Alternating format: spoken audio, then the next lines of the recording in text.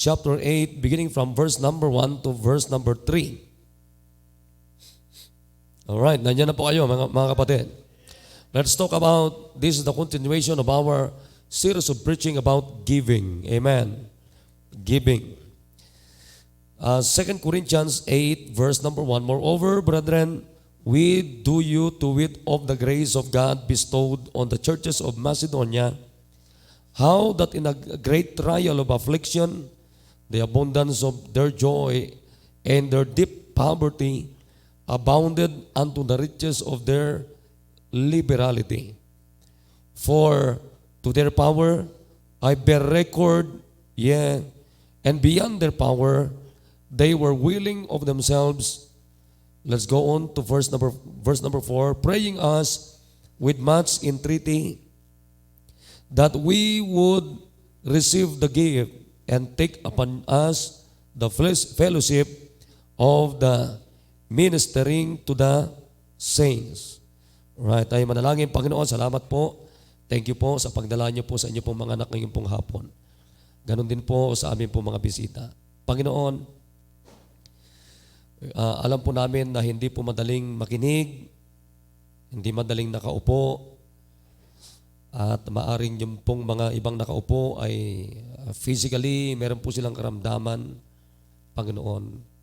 But oh God, thank you for the faith of your people, oh God, na maaring meron kaming, hindi po kami physically fit, Panginoon, or spiritually fit sa pagkakataong to, Panginoon. Pero nandito pa rin po kami nagsasama-sama because of you and because we want to learn thy words, oh God. Salamat, Panginoon, na nanaig, Panginoon, ang inyo pong salita sa aming mga puso. At ngayon po, ako naman po ay nakikiusap, natulungan niyo po ako na magdala ng inyo pong mga salita sa inyo pong mga anak, Panginoon.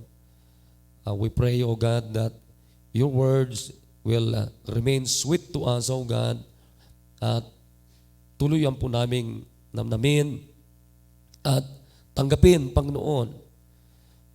Yung man po ay maaring rebuke ang dating sa amin, maaring correction, maaring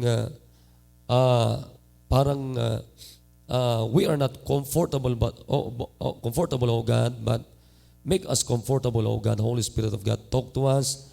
Maging yung mga anak ninyo nakikinig through live stream, Panginoon, help us, O God. Mula sa akin hanggang sa amin po lahat, ay puspusin niyo po kami, Panginoon. Holy Spirit of God, huwag niyo pong payagan ng diablo na magkaroon ng puwang. Help us, O God. We can do nothing without Thee, O God. In Jesus' name I pray. Amen. All right, please be seated.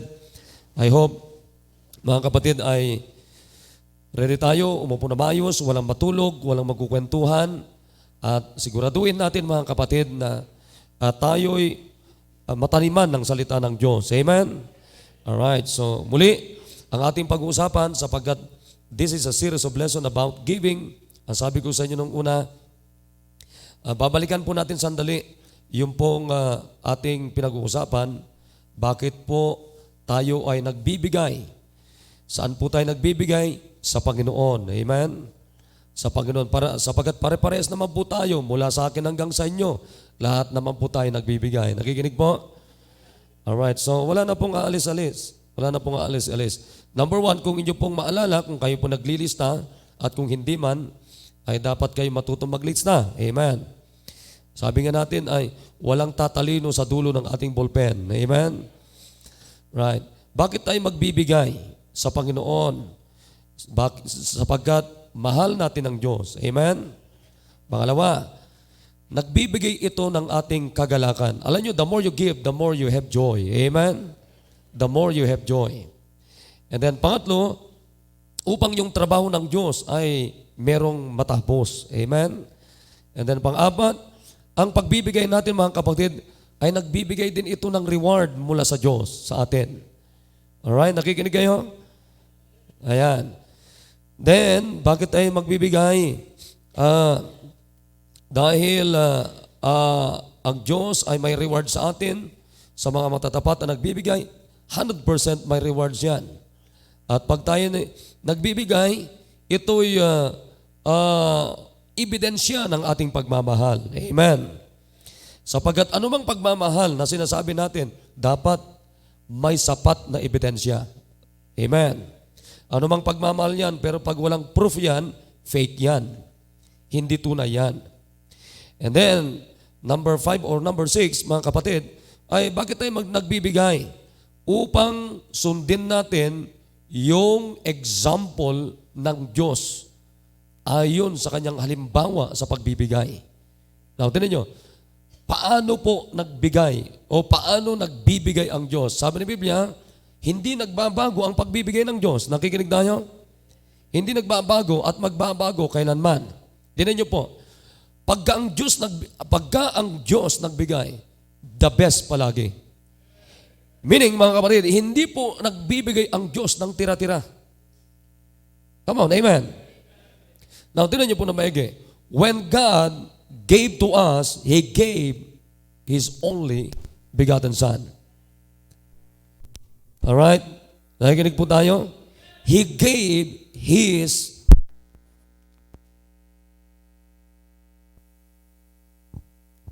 Okay. Tuloy-tuloy lang tayo. Ang Diyos ay hindi po nagbibigay sa atin ng tira-tira. Alright. Ang Diyos ay pag nagbigay sa atin ay first class palagi. The best palagi. Bakit?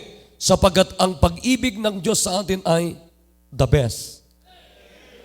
Alright. Amen. And then ngayon, ito na po yung pangilan na? Pang-7. Alright. Number 7. Point number 7. Na makinig na maigi. Giving beyond our power increase our faith. Giving beyond our power increase our faith as God provides supernaturally. Na makinig na maigi. Alam nyo ba, habang tayo po'y nagbibigay, ay ang ating pananampalataya ay nag-grow din, nag-i-increase din. Tinan niyo po. Now, dito sa binasa natin, moreover, sabi ni Biblia, brethren, Paul was talking to the Christian people like us at Corinth, mga kapatid. At ang sabi niya, we do you to it of the grace of God bestowed on the churches of Macedonia. Ini-encourage ni Paul, yung pong mga kasi magkakaroon ulit siya ng third missionary journey. Iikot ulit si Apostol Pablo sa mga iba't ibang churches, mga kapatid. Kaya ini-encourage niya, pupunta siya ng Jerusalem, babalik siya ng Jerusalem, at ini-encourage niya yung church doon sa Macedonia, doon sa Philippi, doon sa Thessalonica, and then doon sa Berea, that they will give their money, even though, mga kapatid, they were poor. Alam nyo ba, hindi rin mayayaman to mga to. Yung mga Kristiyano doon sa Macedonia, yung mga Kristiyano doon sa Philippi, yung mga Kristiyano doon sa Thessalonica, doon sa Berea, mga kapatid, ay mga pobre ito na mga simbahan, maliliit na simbahan, mga Kristiyano dito, walang mayayaman. Pero alam nyo ba, sabi ng Biblia, ay they not just a poor, hindi basta sila mahirap.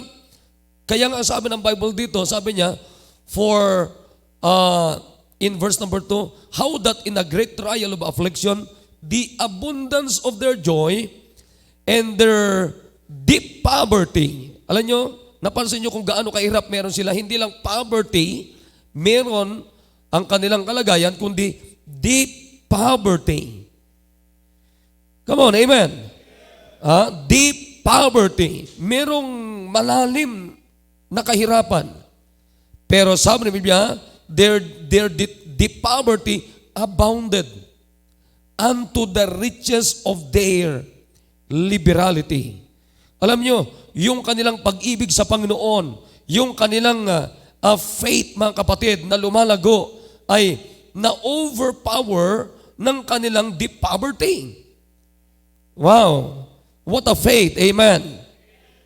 So, ang nangyari sa mga ito ay na-encourage ni Apostol Pablo na sila magbigay para doon sa mga kapatiran upang tulungan yung mga nangangailangan na mahihirap doon sa Jerusalem. So, mga kapatid, ang pagbibigay, na makinig na kayo, ang pagbibigay ay hindi po sukatan kung mahirap ka o mayaman ka. Amen? Hindi rin po sukatan yung kung magkano ang binigay mo. Oo, naniniwala tayo na yung amount ay mahalaga. Pero what is amount, mga kapatid? What is amount doon sa perang ibinigay mo kung hindi naman maayos ang puso mo? Kaya sabi ng Biblia, huwag tayong magbigay na pilit na pagbibigay, kundi magbigay tayo bunga ng pag-ibig natin sa Panginoon. I hope nagkakaintindihan tayo. Amen. So giving is not so much the amount we give, but the most important is why we should give, why we must give. Nakikinig tayo? Bakit ako magbibigay? Alam mo, kahit may malaking pera sa kamay mo, kung hindi, wala kang rason para magbigay, hindi mo bibitawan yan. Pero kahit gaano kahalaga, mga kapatid, ang pera na nasa natin, nasa kamay natin, pero kung may rason tayo mula sa Diyos na magbigay, mga kapatid, hindi mahalaga yung amount na nasa pera natin, nasa hawak natin, kundi ang mahalaga, mga kapatid, yung Diyos na nag-utos bakit tayo dapat magbigay. Alright, so I hope nagkakaintindihan na tayo. Amen. Amen. So giving beyond our power increase our faith. Giving beyond our power increase our faith. Now, tinan nyo, given na po yung 10%. Di po ba nakikinig tayo? Meron kang 100%, meron kang 500 pesos, magkano yung 10% ng 500 pesos? Magkano? How much? 50 pesos. So, given na po yun eh. So, meron kang 500 pesos, magkano ang Diyos doon? Magkano yung hinihingi ng Diyos mula sa 10% ng 500 pesos? 50 pesos. And then, of course, ibibigay natin yung love offering natin. Love offering is the highest form of giving, meaning mas mahalaga o mas malaki ang amount ng ating love offering kaysa tithes dapat natin. Amen, amen. So, halimbawa, meron kang 50 pesos na tithes. Ako, alam nyo, ang ginagawa ko lagi, halimbawa, meron akong 1,500. So, 150 yung tithes ko. Ang love offering ko ay 200. Alright? Kasi yung love offering, doon nasusukat kung gaano mo ka-love ang Diyos, kaibig ang Panginoon. Amen. And then, mula doon ay, andun pa yung building project natin, so on and so forth, mga kapatid. So that's faith. Amen. That's faith. I hope nakikinig tayo. So giving, ang pagbibigay, beyond our power, increase our faith. Na makinig kayo. Kung ikaw ay lagi nagbibigay, hindi po pwedeng hindi lumago ang pananampalataya mo. Alright. Let me explain what faith is. What faith is. Faith, pakinggan niyo muna maigi. Tutuloy na tayo sa mensahe. Amen. Ang punto ng ating pag-uusapan ngayon is all about faith. Amen. Faith. Faith. Sapagat ang pananampalataya lagi pong involved sa ating pagbibigay. Amen.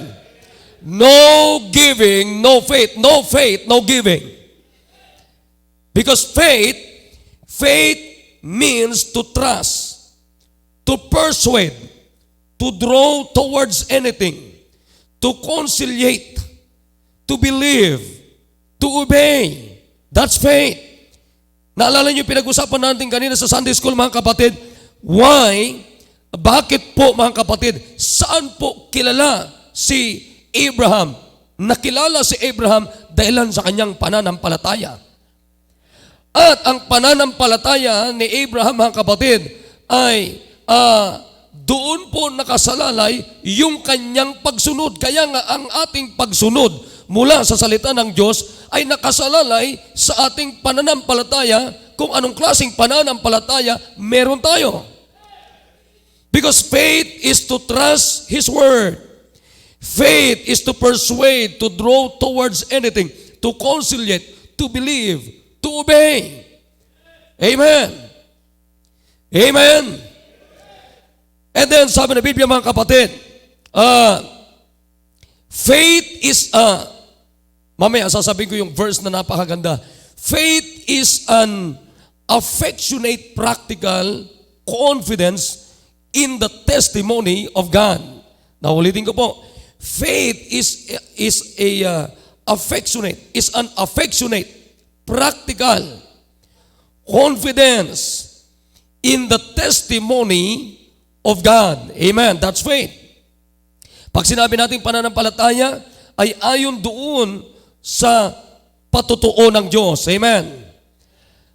Ang pananampalataya ay parang naglalakad na bata. Okay, paki-answers. Wala kayo, hindi nyo nakikita. Paki-ano nyo. Alright, nakikinig tayo. Amen.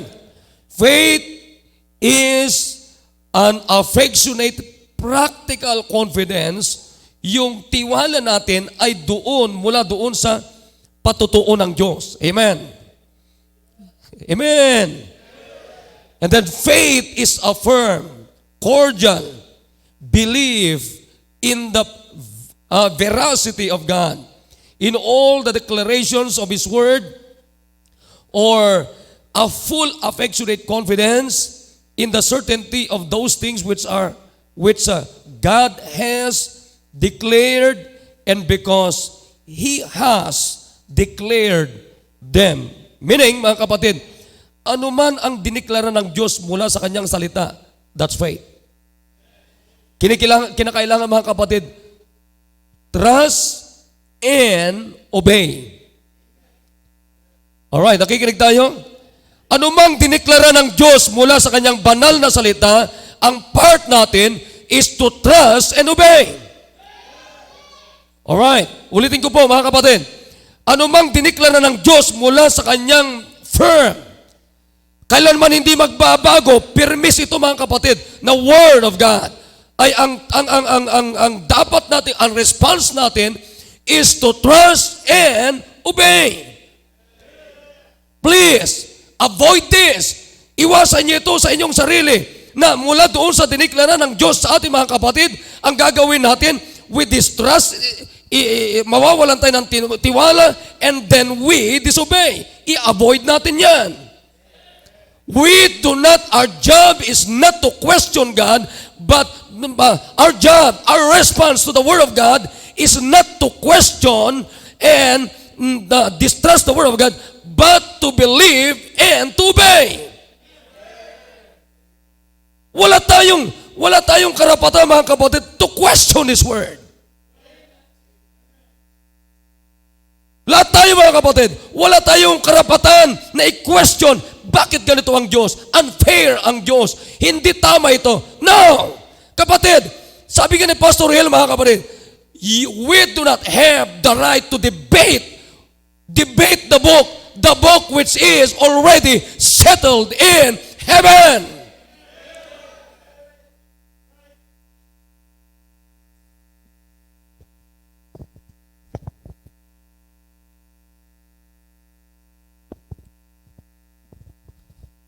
Alam niyo, ang laging response natin dapat sa salita ng Diyos is to trust.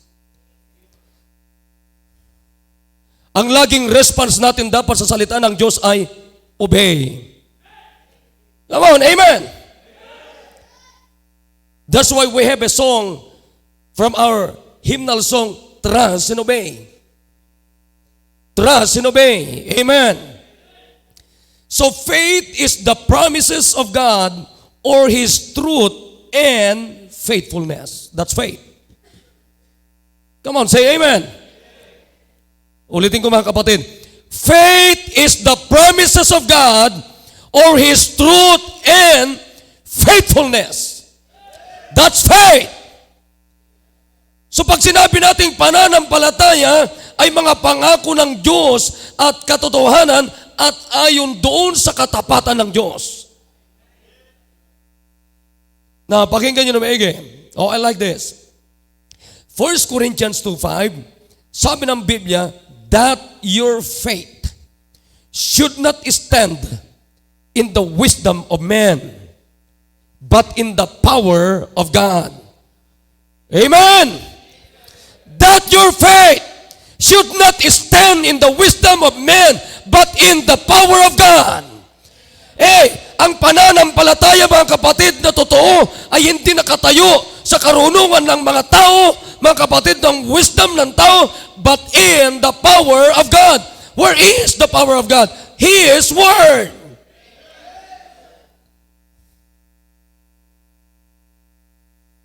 Ay makita natin sa ating pagbibigay, kung wala kang pananampalataya, kailanman hindi ka magbibigay. Kaya kayong mga hindi pa tapat sa pagbibigay, meaning maaring konti pa ang inyong pananampalataya. Kaya ang pag-uusapan natin, tanong mga kapatid, kasalanan ba na magkaroon ng maliit na pananampalataya? Ha? Hindi. Sapagkat lahat nagsisimula sa maliit na pananampalataya. Pero ang kasalanan, mga kapatid, pagka maliit na pananampalataya ay nananatiling maliit yung pananampalataya mo. That's sin. Ha? Kasalanan po yan. Tingnan niyo po, ito yung danger ng maliit na pananampalataya. Let's go to Matthew 14:31. Matthew 14:31, come on. Magbuklat kayo para hindi kayo matuluyang pumunta ng langit. Mga pagmulat nyo, nasa langit na kayo. Ha? Parang yung rich man, pagmulat niya, apoy na. Mabuti kung makikita mo si Lazarus, pagmulat ng mata mo, yung mayaman, delikado ka. Matthew 14:31, tinan nyo dyan. Matthew 14,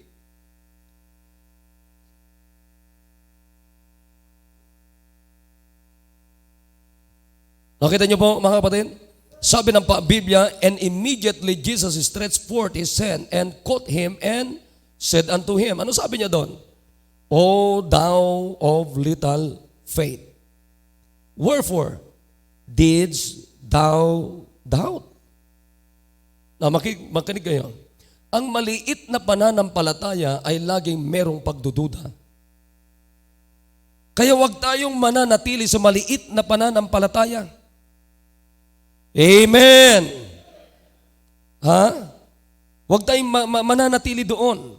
Pero ako'y naniniwala, mga kapatid, doon tayo nagsisimula sa maliit na pananampalataya. Ha? Now, sisimulan natin dyan. Let's go to Luke. Luke 17:5. Luke 17:5. Luke chapter 17. Alright, nandiyan na kayo mga kapatid. And the apostles said unto the Lord, ano yung request nila sa Panginoon Kristo? Increase our faith. Come on, sundan niyo yung Bible natin. Sundan niyo yung Bible niyo. Pag sinabi kong buksan yung Bible niyo, buksan niyo, huwag kayo matulog. Hindi tayo nandito para matulog. Mamayang gabi pa tayo matutulog. Amen. And then the Lord said, if ye had faith as a grain of mustard seed, ye might say unto the sycamore tree, be thou plucked up by the root, and be thou planted in the sea, and it should obey you.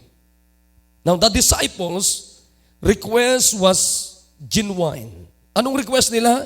Lord, increase our faith. Because they wanted the faith na nasa kanila is necessary for such a radical forgiveness. Because pinag-uusapan dyan yung nasa taas niya, patungkol sa forgiveness. Yan ang pinag-uusapan dyan . Alam nyo, pagka maliit din yung pananampalataya mo, pag may nagkamali sa'yo, ang hirap magpatawad. Ganon din. Pag may hawak ka na pera, mga kapatid, ang hirap magbigay pag maliit yung pananampalataya mo. But Jesus did not directly answer their question because the amount of faith is not as important as its genuineness. What is faith? What is faith? Kanina binigay ko na naman sa inyo, napakarami na tayong narinig tungkol sa faith. Faith is the total dependence on God. Tandaan nyo yan, amen. Faith is the total dependence on God and willingness to do His will. That's faith. Ang pananampalataya ay 100% tayo po'y matutong nakadepende sa Diyos. At nandoon yung pagsunod natin sa Diyos. And that is faith. It is not something we use to put on show to others. That's not faith. Kaya kanina sinasabi ko sa inyo yan.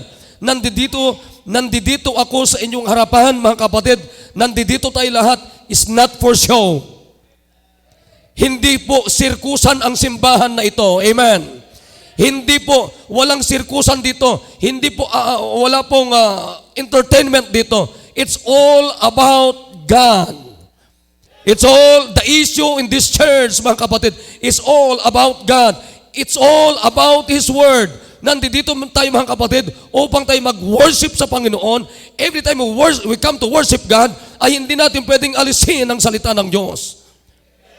At kaya tayo nag-worship, mga kapatid, ay hindi natin nakikita yung Diyos na binabanggit natin. So anong dinidevelop sa atin dito? Yung faith natin. Nakikinig ba kayo, mga kapatid? Kaya nga ang pananampalataya na ating pinag-uusapan paulit-ulit, napakarami na pong mga meaning na binibigay sa atin, ay 100% na tayo po'y matutong nakadepende sa salita ng Diyos. At ituturo sa atin kung paano tayo masayang sumunod mula sa salita ng Diyos. That's faith. Again, faith is the total dependence on God and willingness to do His will. Come on, say amen. It is not something we use to put on a show to others. Again, faith is a complete and humble obedience to God's will. Pag sinabi nating pananampalataya, yung buo na tayo nagpapakumbaba at sinasabi natin sa Diyos, Panginoon, susundin kita. Amen. Faith is a complete and humble obedience to God's will and readiness to do whatever He calls us to do. That's faith. That's faith. Yeah, the amount of faith is not as important as the right kind of faith. Faith it's all about trusting and obeying God. Willingness to obey, readiness, whatever He calls us to do. Nakikinig? Balikan natin yung illustration. Anong ginamit ng Diyos dyan na illustration pagdating sa pananampalataya? Mustard seed. Mustard seed. Amen.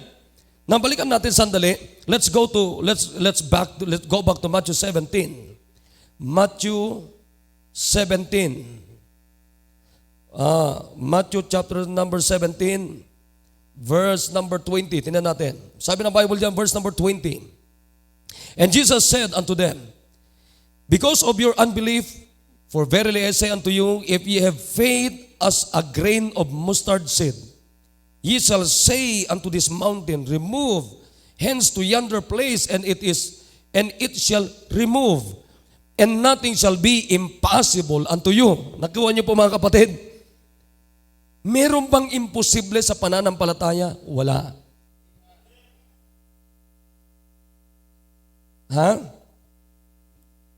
A mustard seed is small, very small. Alam nyo, alam nyo ba yung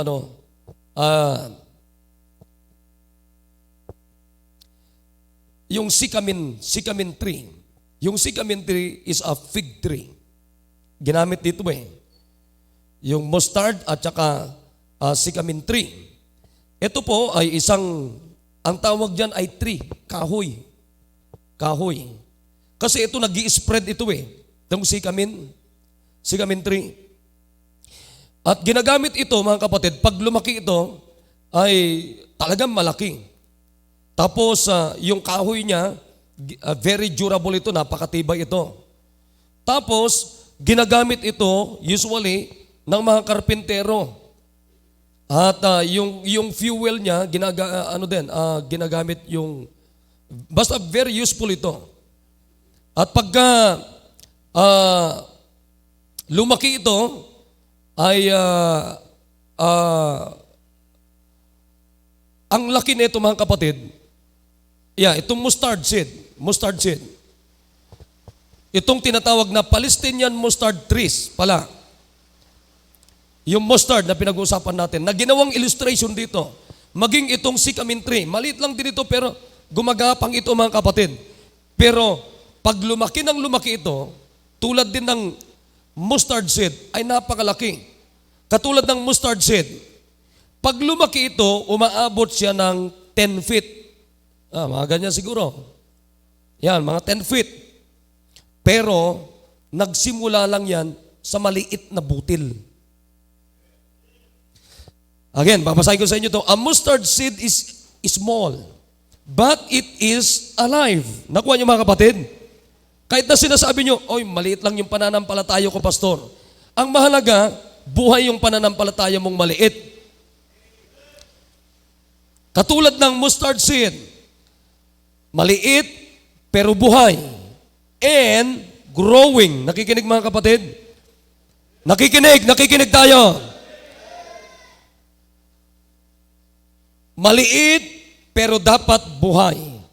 Like a tiny seed, a small amount of genuine faith in God, makinig kayo, will take root and grow. Kahit maliit yan, na pananampalataya, mga kapatid, pero purong pananampalataya, lalaki yan. Lalago yan. Almost, it might be yung kaliit niyan, almost invisible at first. Halos hindi mo makita yung butil, yung pananampalataya na yan. But, it will begin to grow and spread. First underground and then visibly. Although its change will be gradual and imperceptible. Dahan-dahan lang. Dahan-dahan. Soon this faith will have produced major results. Nakikinig tayo? Nakikinig tayo?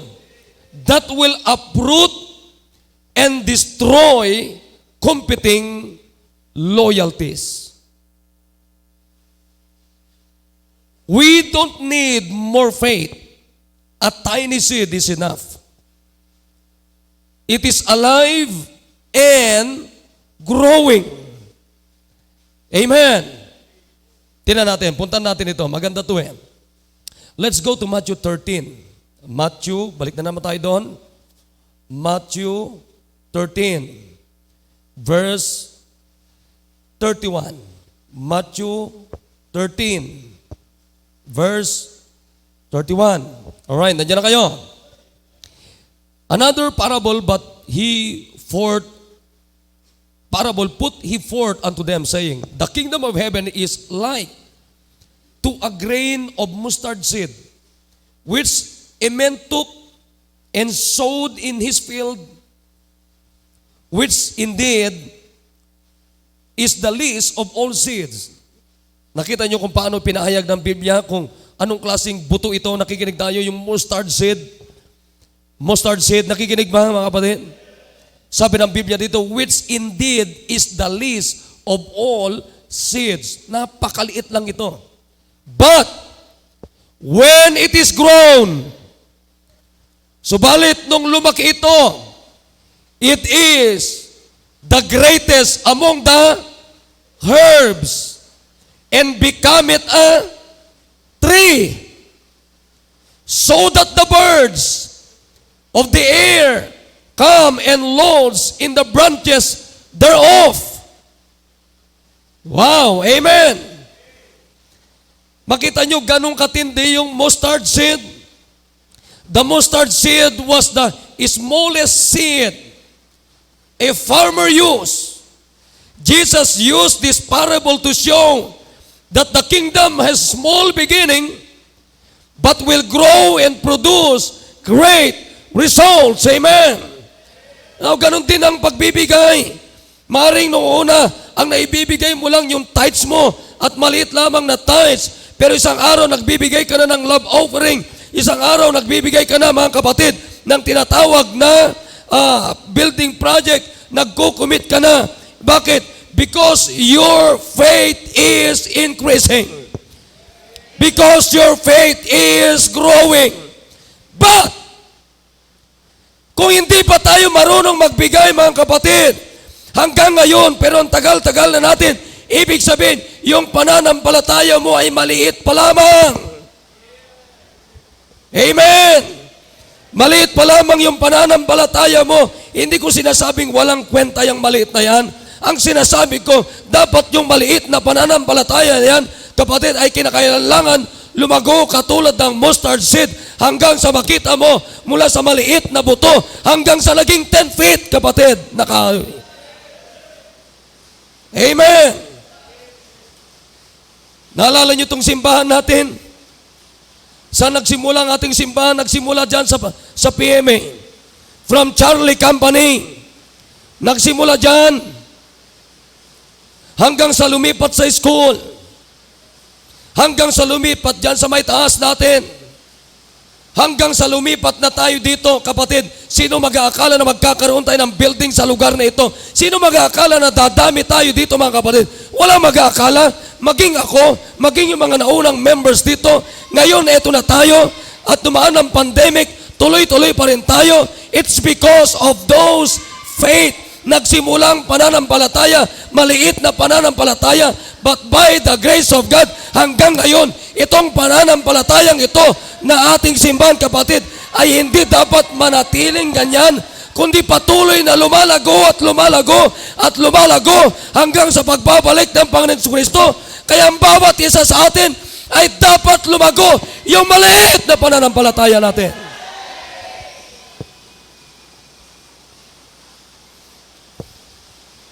Nakita niyo yung faith na yon? Nagsimula sa butil lamang. Bayan nyo lang. Nagsimula sa butil hanggang sa isang araw, mga kapatid, marami na pong pumupunta doon sa kahoy na yon. Naunawan niyo po, nasusundan niyo ba yung sinasabi ko? Katulad ng ating simbahan, maliit pa lang yung simbahan natin nung araw. Wala tayong mga full-time staff. Wala tayong mga manggagawa. Wala tayong ministry sa mga schools at iba't ibang mga ministries. Pero isang araw, mga kapatid, yung maliit na pananampalataya, lumaki ng lumaki at nag-grow mga kapatid. Hindi na nanatiling maliit hanggang ito na yung ating kalalagyan. That's why we need to grow or increase our faith. Kaya yung pagbibigay natin, mga kapatid, dapat nag-i-increase, hindi dapat nagdi-decrease, sapagkat ang ebidensya na pananampalataya na lumalago ay nag-i-increase.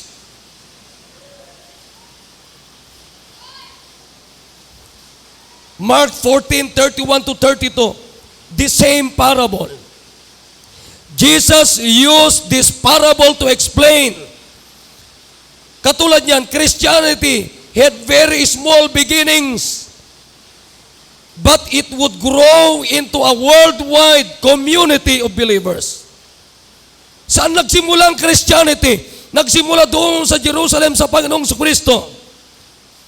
Pero makita nyo mga kapatid, worldwide, buong mundo ang Christianity. When you feel alone, that's why when you feel alone, pag kayo'y nalulungkot, sinasabi nyo sa sarili nyo, nag-iisa lang ako. Mga kapatid, hindi tayo nag-iisa. Hindi tayo nag-iisa. Maraming mga faithful followers ng Panginoong Jesucristo sa buong mundo. Kaya wag niyong sasabihin mahina ang Christianity. Ang malakas ngayon ay Iglesia ni Cristo. Ang malakas ngayon ay yung mga Muslim, yung mga Islam. Hey kapatid, isang araw mawawala yung mga kultong yan. Pero mananatili, kapatid, ang itinatag ni Cristo na community. Walang iba o simbahan niya. Walang iba kundi Christianity. Christianity will last forever. Kaya nga mga kapatid, dapat yung pananampalataya natin katulad ng mustard seed, dapat lumalago yan.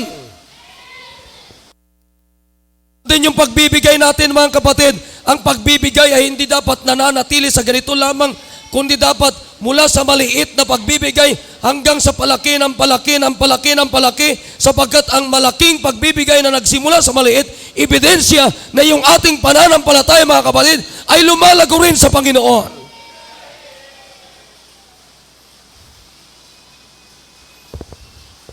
Kaya dapat tayo, maring nagsasawa tayo minsan sa isang mensahe.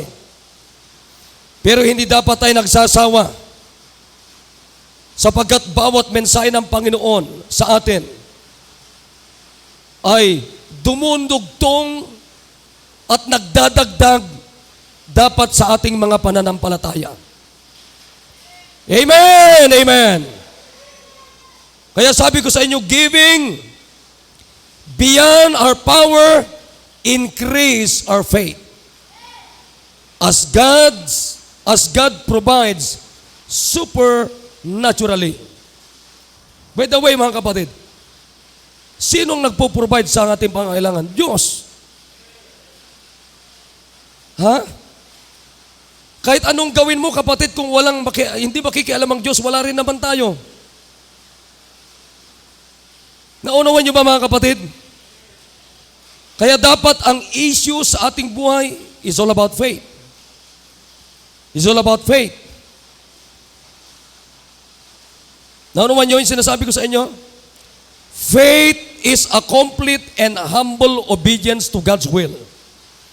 Readiness to do whatever He calls us to do. Pag sinabi ng Diyos, alright, bigay mo yung tithes mo, let's give it. Pagbigay natin yung love offering natin, ibigay natin. Magbigay tayo ng ating building project, commitment, that's faith. Bakit hindi tayo nagbibigay mga kapatid? Because our faith is not increasing.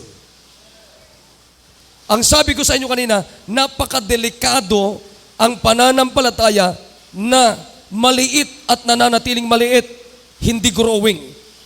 Pero kung mula sa maliit at nag-grow yan mga kapatid, mawawala yung pagdududa. Mawawala yung murmuring natin. Kundi ang matitira sa atin is faith. Come on, faith. What is faith? Faith is the total dependence on God and willingness to do His will. Faith is a complete and a humble obedience to God's will. Readiness to whatever to do whatever He calls us to do. That's faith.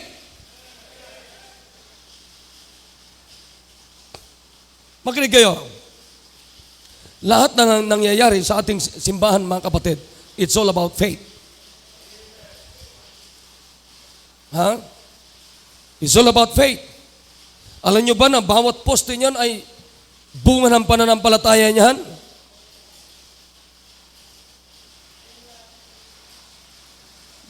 Ako, wala akong ibang inaasahan. Wala naman akong pwedeng i-loan. Hindi naman ako pwedeng mag-loan at pag mag-loan ako ng ganyan, Sige, pang-poste yan, pang-poste yan. Hindi. Alam mo, ako'y naniniwala mga kapatid, ako mismo makapagpatotoo, paano tayo nakatirik dito ng ganitong klaseng building sa lugar na ito. Liblib na lugar. Alam nyo ba, yung kalsada na yan, it's all about faith. Maraming hindi nakakita sa inyo yan. Pero yung ano na yan, kalsada na yan, nagsisimula dyan yung subdivision. Tapos nung nagawan nila ng kalsada yan, tumigil. Hanggang dyan lamang sa may mismong tapat natin. Wala na. Hanggang ngayon. Bakit? Ginawan lamang tayo ng Diyos ng kalsada.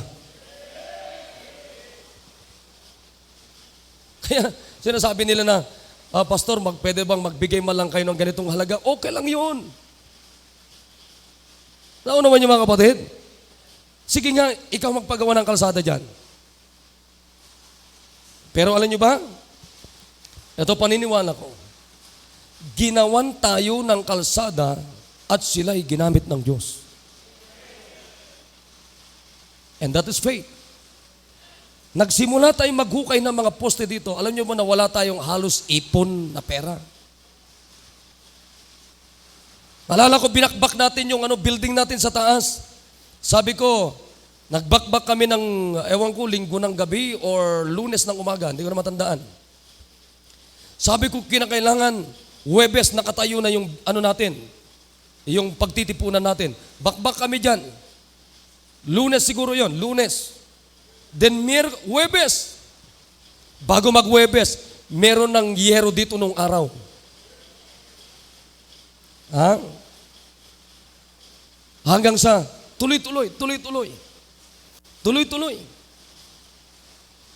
Ako'y makakapag-testimony sa inyo mga kapatid na ang building na ito at ang bawat presensya ninyo, bunga lahat tayo ng nagsimula sa maliit na pananampalataya. Ha?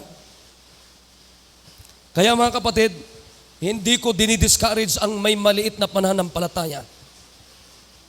Pero ang nakaka-discourage kung mananatili kang maliit. Sapagkat ang maliit na pananampalataya katulad ng mustard seed, pag lumago yan mga kapatid, hanggang sa maraming natutulungan. Nakikinig tayo? Ang pananampalatayang lumalago, tulong sa ibang tao. Ngayon, makinig kayo. Meron na ngayon CBBC sa Cagayan de Oro.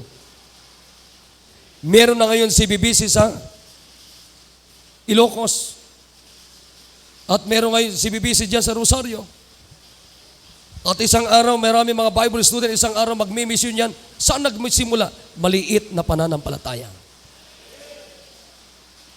Mga kapatid, ngayong hapon, ang kailangan natin ay pananampalataya pagdating sa pagbibigay. Pananampalataya ay 100% na pagsunod sa salita ng Diyos. Tumayo po tayo lahat. Again, pag tayo nananalangin, sa susunod, hindi ko nasasabihin ito, automatic na dapat. Kasama natin yung ating pamilya. Come on. Let's come to God. Dali mo yung mga disciple mo dito sila.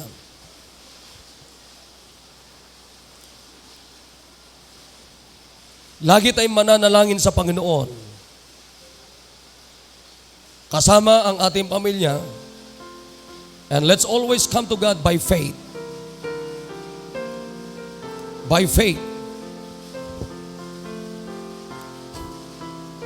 Come, dito tayo. Huwag po kayo magmamadali. Let's talk to God. Let's talk to God.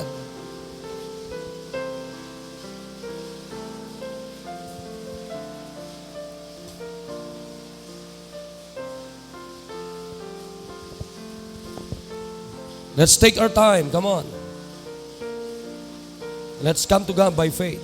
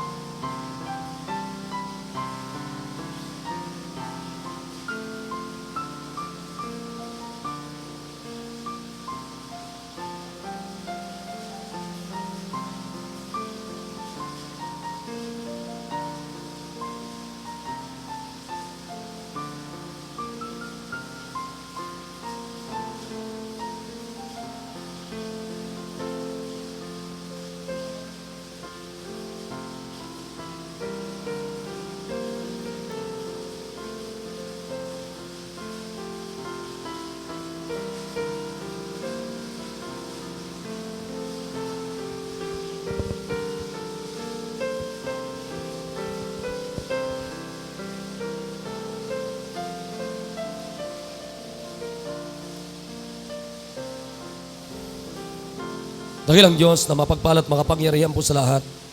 O Diyos, salamat po Panginoon na maring maliit ang pananampalataya po namin, pero Panginoon, salamat na meron kaming chance, Panginoon, na katulad ng mustard seed na nagsimula sa maliit na halos invisible, hindi makita.